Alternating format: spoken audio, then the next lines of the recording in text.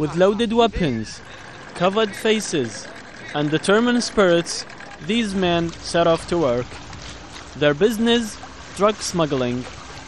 In the marshland of Amara, which lies between the southeastern border of Iraq with Iran, a friendly wave from fishermen along these calm waters masks the reality of what is going on here. We go through the very narrow marshes when we're far away from police. Then we meet our Iranian suppliers near the Iranian border. Then we bring the drugs to Amara this way. We usually send our friends who are pretending to be fishing just to secure the way for us.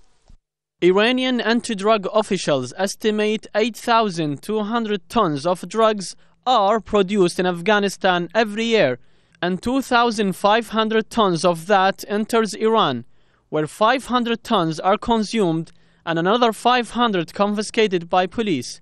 The remaining 1,500 tons goes to Iraq, and eventually 1,000 tons makes it to the Gulf and Europe. This drug trafficking route is becoming more and more lucrative. The lack of security along these waters as the result of US occupation on Iraq is enabling these men to carry on. The only border police presence along here is this station, and the officers admit that they can hardly control the waters. Our job is very difficult and very dangerous. We don't have a single boat, so we can't do any patrolling. It's difficult to control these areas. They are wide open. And that is exactly what these men want to hear. We have more freedom with this business after the fall than we did before. The old regime used to block all the ways along the border, and many of our colleagues got killed or arrested. Now the borders are open and we can move easily and transport our goods.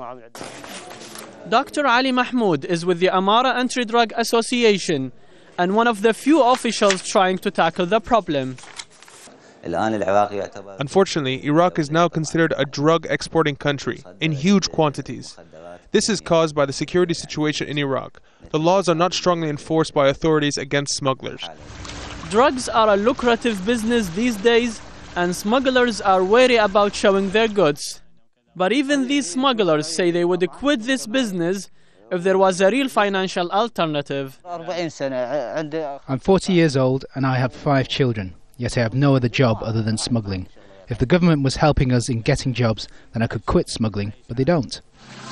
And until that happens, these men will continue to reap the benefits and continue to expand their networks.